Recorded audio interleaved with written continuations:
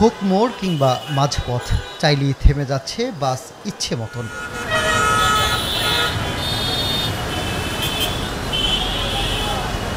যাত্রী ওঠানো হচ্ছে ফুটবোর্ডে ঝুলে থাকা পর্যন্ত।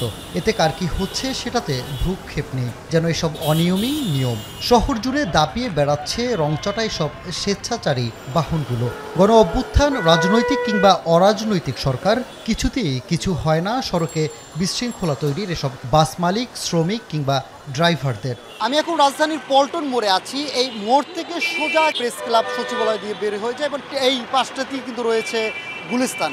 রাজধানীর ব্যস্ততম এই সড়কে কিন্তু আমি প্রায় আধা ঘন্টা উপরে এখানে অবস্থান করছি এবং আমরা লক্ষ্য করতে পেরেছি যে এইখানে এই মোড়টিতে কিন্তু লোকাল যে বাসগুলো রয়েছে তারা এখানে থেমে যাত্রী ওঠানামা করছে। এর ফলে স্বাভাবিক যে যানজট তৈরি হয় এর থেকে কিন্তু যানজটের মাত্রাটা বেড়ে যাচ্ছে। সেই সাথে কিন্তু যদি বলি, পুলিশ এখানে উপস্থিত রয়েছে, ট্রাফিক পুলিশও তাদের তৎপরতা আমরা লক্ষ্য করতে পেরেছি। তবে তাদের যে উপস্থিতি সেটি খুব একটি মানছেন না এখানকার লোকাল বাসের যে বাস চালকরা রয়েছেন তারা। সমস্যা শুধু ফিটনেস হলে না হয় মানিয়ে নিত শহরবাসী, কিন্তু একদিকে কালো ধোঁয়া, আরেকদিকে কান ফাটানো হাইড্রোলিক হর্ন।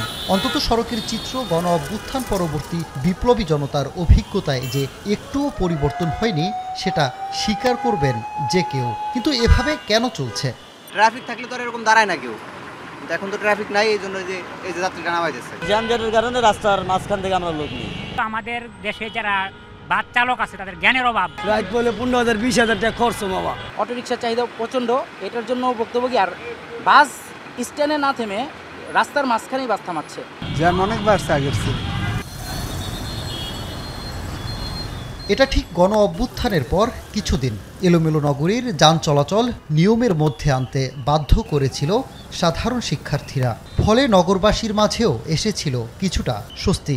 তারই সূত্র ধরে সড়ক ব্যবস্থাপনায় একটা আমূল পরিবর্তনের যে আকাঙ্ক্ষা তৈরি হয় সেটি কতদূর? আমাদের যে ট্রেডিশনাল যে ব্যবস্থাপনা, সেই ব্যবস্থাপনার কোনো উদ্যোগ তেমন কোনো চোখে পড়ে নাই, বরঞ্চ মনে হচ্ছে যে আমাদের অটো রিক্সা যেভাবে পুরো শহর জুড়ে ছড়িয়ে পড়লো এবং সেটাও সরকার কোনোভাবে নিয়ন্ত্রণ করতে পারলো না। এই যে নগরের যাপিত জীবনের সমস্যা, সেটা নিয়ে কি কোনো কমিশন হয়েছে? অগ্রাধিকারে না থাকলে তো আপনি উত্তরণের কোনো পথ থাকবে না। বড় দাগে সড়ক ব্যবস্থাপনার দায়িত্ব পড়ে সড়ক পরিবহন কর্তৃপক্ষ ও পুলিশের। সড়কের হয়ে কাজ করা সব সংস্থার কর্তাদের কাছে প্রশ্ন ছিল, কেন শৃঙ্খলা ফেরাতে পারছেন না সড়কে? আমাদের পর্যাপ্ত ডাম্পিং গ্রাউন্ড নাই, যেগুলোকে আমরা গাড়িগুলো ধরে আমরা ওখানে ডাম্প করতে পারবো। ফলে এই গাড়িগুলো কিন্তু তখন একটা সমস্যার কারণ। আরেকটা হচ্ছে আমাদের স্ক্র্যাপ নীতিমালা এখনো হয়নি। ফলে আমি যদি কোনো গাড়িকে ডিসমেন্টেল করি, সেই ডিসমেন্টেল করতে নিয়ম নীতি লাগবে, সেই নিয়ম নীতি এখনও আমরা তৈরি করতে পারিনি। কারণে সময়ে বসে গিয়ে রাস্তা অবরোধ করে যান চলাচলে বিঘ্ন ঘটানো হয়েছে। এটার কিন্তু বড় একটা প্রভাব সমগ্র ঢাকা মহানগরীতে পড়েছে। করে বাস ড্রাইভার এবং হেল্পার যারা রয়েছে তারা যদি সচেতন হন যে আমার যদি রাস্তায় প্রতিবন্ধকতা সৃষ্টি না করি, তাহলে কিন্তু এটার বেনিফিশিয়ারি কিন্তু তারাই হবে। 2022 সালে বিশ্ব ব্যাংকের তথ্যে দেখা যায় রাজধানীতে সময়ের সাথে সাথে কমেছে গাড়ির গড় গতি, আর দৈনিক নষ্ট হচ্ছে 82 লাখ কর্মঘণ্টারও বেশি। এর প্রভাবে আর্থিক ক্ষতি তো আছেই। গত এক বছরে বিভিন্ন খাতের সংস্কার নিয়ে অন্তর্বর্তী সরকার নানা উদ্যোগ নিলেও নগরীর পুরনো যে ব্যাধি যানজটের চিত্র সেটা রয়ে গেছে আগের মতোই। তবে কবে নাগাদ এই দুর্ভোগ থেকে সাধারণ মানুষ মুক্তি পাবে কিংবা আদৌ পাবে কিনা সেই প্রশ্নই এখন নগরবাসীর মনে।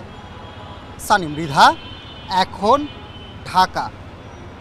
কালার এক্সপার্ট, জর্জ স্যাপ এবং মাইল্ড অন হ্যান্ডস টেকনোলজি সমৃদ্ধ অরিক্স ক্রিস্টাল ওয়াশ আপনার লন্ড্রি এক্সপার্ট।